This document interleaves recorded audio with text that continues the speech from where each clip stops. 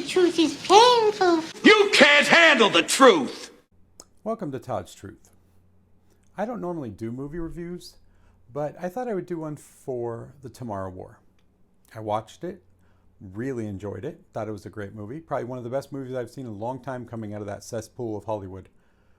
And the other reason that made me want to do a review, or a truthful review I should say, was because I watched a bunch of reviews and they were all crap mostly. Pretty much they all lied about, I don't even think half of them or most of them even watched the movie because the reviews were wrong literally about everything in the movie. So I think that a lot of these people did reviews just to trash a Chris Pratt movie because he's not a liked person in Hollywood because he refuses to bow down to their stupidity. So I thought I would do one and do an honest review of a movie that I genuinely liked. So I'll talk about the things that I liked about the movie, the things that bugged me about the movie, and the things that were just wrong about the movie. And there was some wrong stuff.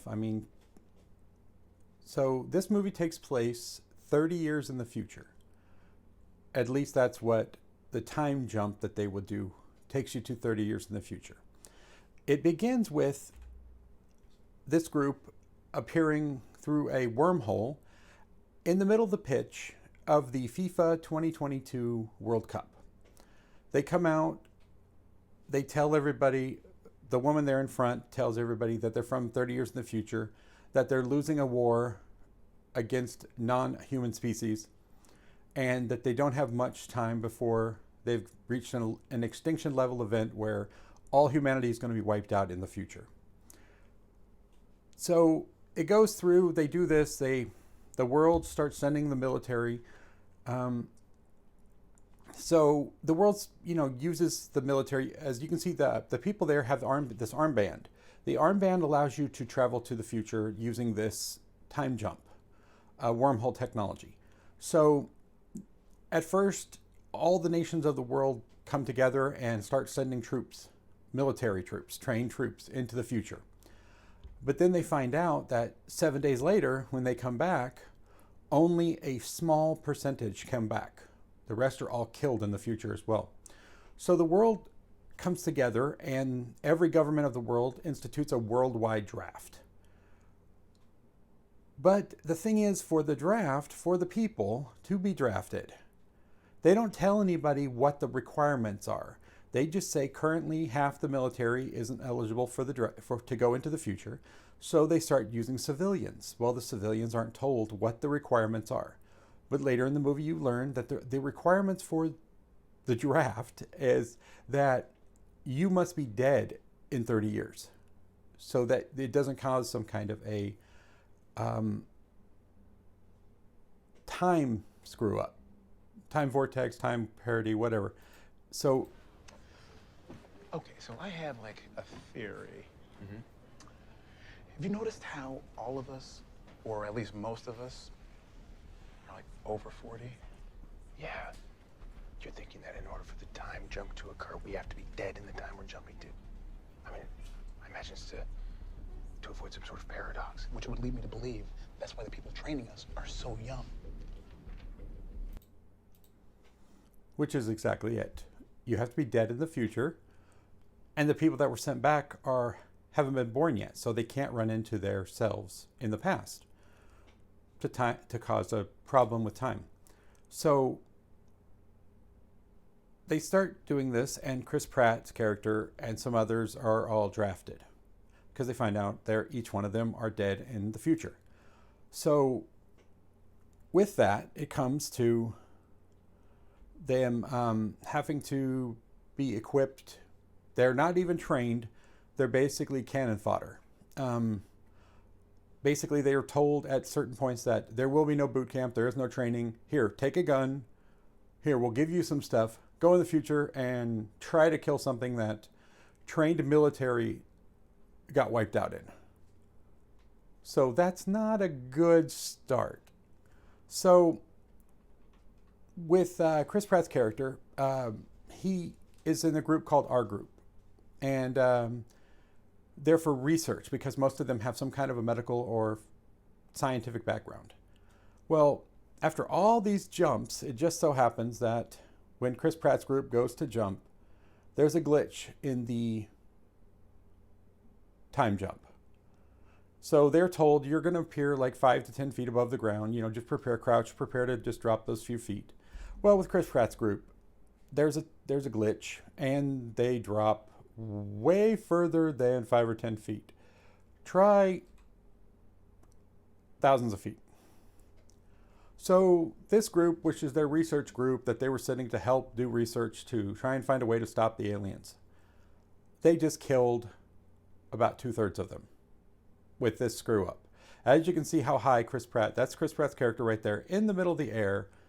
The only people that survived this drop were people who landed on that roof, or the people who landed in that little swimming pool right there. Other people fell to their deaths from way up there. So that right off the bat, kind of makes me go, that's kind of weird, isn't it? That you do all these jumps, and they've been doing them for 3 years, and this is the time they have a glitch, and this is the time that, just kills all these people off randomly. The creature design on these guys are amazing. Talk about some original, awesome looking aliens. They have, as you can see in this picture here, they have 4 legs, 2 arms at the front, and 2 tentacle-like arms that come off their backs. These are where they shoot the spikes from, for their name, the white spikes. They shoot these spikes faster than bullets, and with enough force that they can literally knock people 5-6 feet backwards off their feet when they're hit with these spikes. And they go through or stick in almost everything. They'll go through walls. They'll stick in these concrete walls here. They'll stick in metal, or go through metal even sometimes, depending on how thick it is. They go right through armor that some of the soldiers are wearing. So they're pretty badass. I mean, these guys are dangerous. Some of the people I heard in reviews were saying that these guys were like mindless killing machines, is one of the quotes I heard. They're not. They're really not. And that's one of the things why it makes me think that these people didn't even watch the movie. These creatures are super intelligent. They communicate with each other, and they are strategic. They plan and strategize things to do against the humans. And I'll show a couple of clips here so you can see what I'm talking about. These guys are really, really intelligent.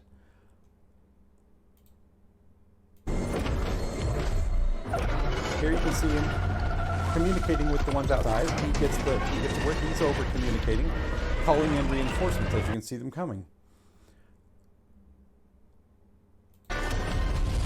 Then you can see how powerful they are. Literally 2 of them ram into a Hummer and knock it over. See, this one sees them coming, and he begins giving orders. You watch, he'll jump up on top of one of the Hummers, sitting right there, and he starts giving orders to the others that they follow his orders. And look how smart they are. See, he's giving orders. He tells this one to attack, the next one moves up, and they literally are hiding behind the Hummers and attacking with their spikes. See the spikes flying by? They're so freaking smart, and their strategic thinking is like, wow. But yeah, do these look like mindless killing machines? No. Literally, watch the scene here where he's giving orders to the other white spikes. See? They're hiding behind the Hummer, shooting, then they dodge back. Then the one on top, see? He tells them when to attack. There they go. Now watch the white spike here when I'm talking about how fast they shoot these spikes. Look at that. And it goes right through their body armor, which is incredible at how smart these guys are and how quick that they can react to things. But as you saw, they're smart. They were dodging, they were hiding behind things, and then using the tentacles to come over their back and shoot like they were targeting, like they had a sight for those things because they were so damn accurate with them. It was incredible to see, these guys. And like I said, bravo to whoever the creature designer was. He was freaking amazing on this. As intelligent as the drones or warriors, whatever you want to call these guys are, the queen is even smarter than these guys are. which you'll find out later in the movie, because they didn't know where the aliens came in the future. The humans didn't know where the aliens came from. They thought that they came on a spaceship, but they didn't know where it came from, how they got to Earth without being detected. You'll learn about that. I don't want to give too many spoilers because I want people to watch this movie because it's so good.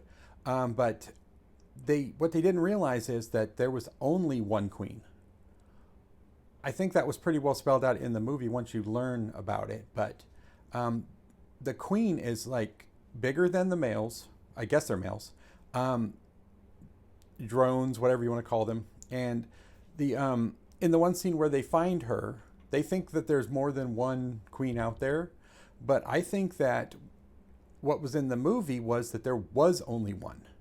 So, because you can see in it when they find her, and I'll show you a picture here real quick.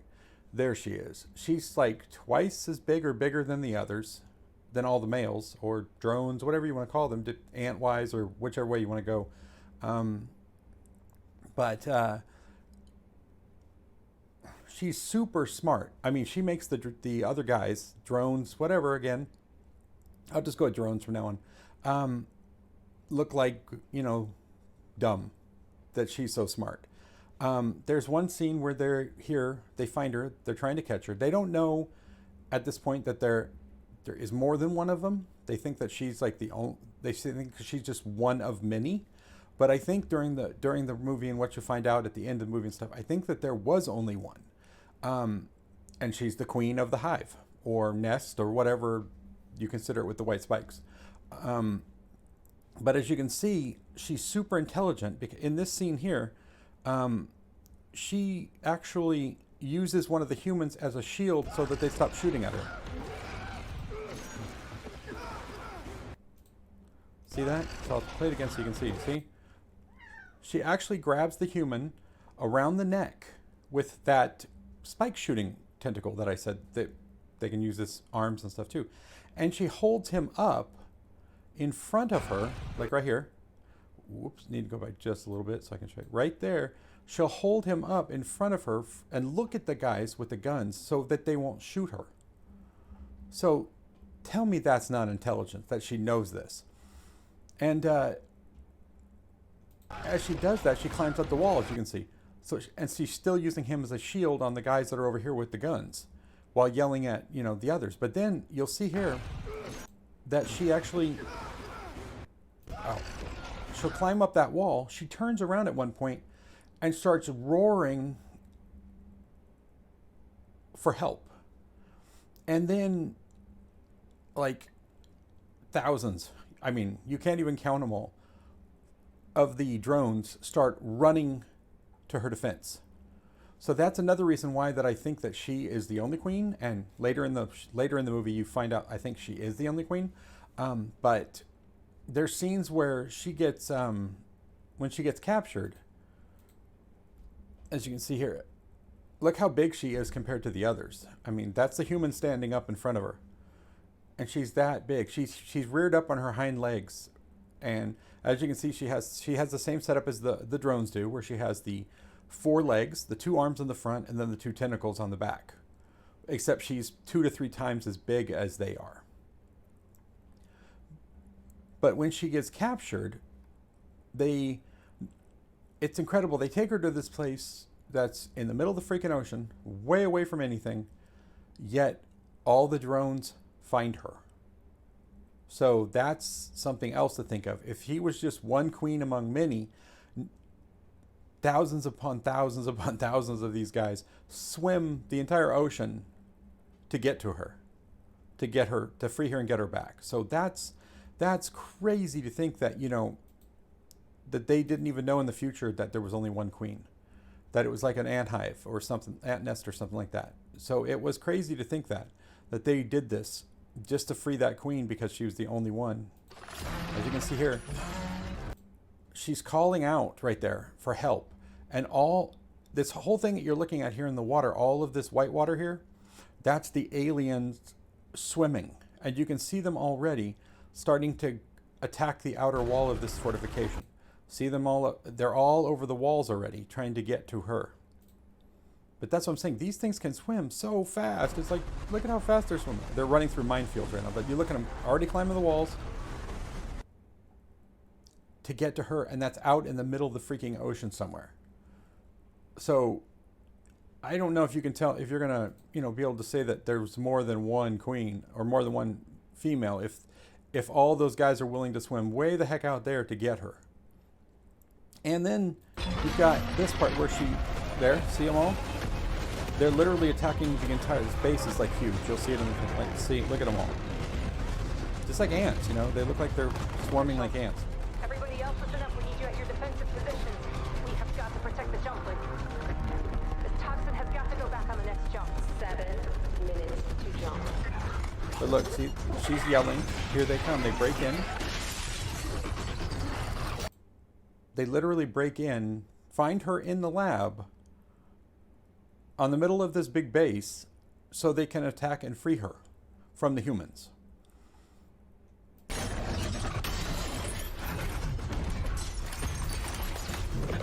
Now look how intelligent she is here. She saw the woman who did this to her. She knew she was in that lab. She watched her when she was sedated, and she saw her in the cave. So she literally breaks out. The first thing she does is she gets out into the outer lab and she smells to get the scent of that woman who was doing the experiments on her.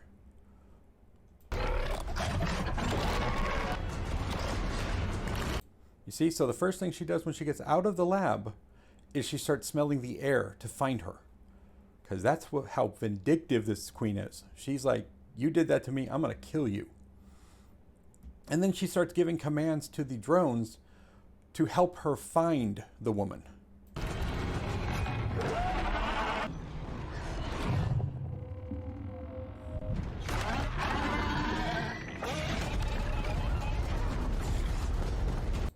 See, so she finds the area and she smells her again there. And then she starts calling for more drones to come and help her search the area to find this woman so she can kill her. That's pretty vindictive. As you can see them all now coming up and searching. They're starting to search the whole top there where she smells the woman.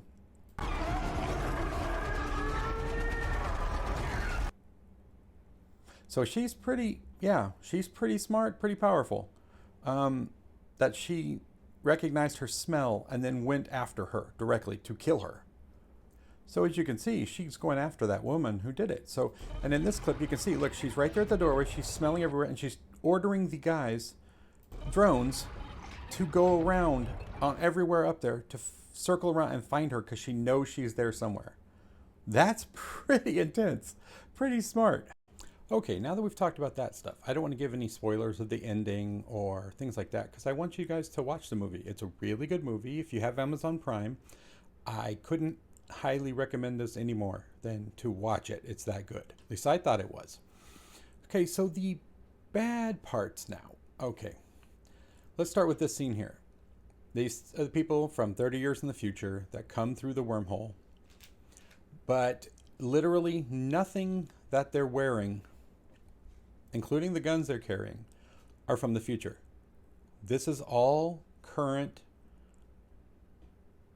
tech and weapons.